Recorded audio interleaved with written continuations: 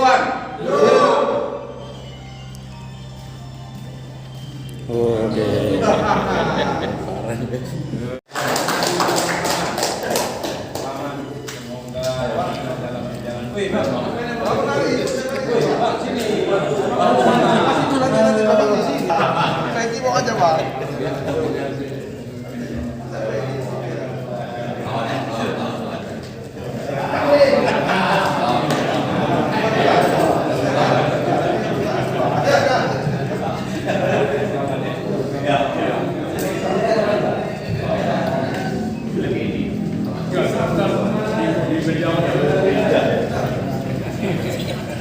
Persatuan masa periode 2022-2027.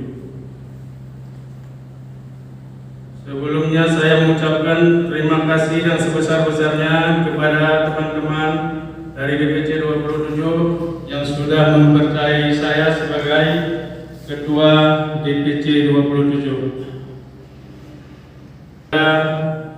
Bapak Ketuamu, untuk kedepannya selalu kita minta nasihat.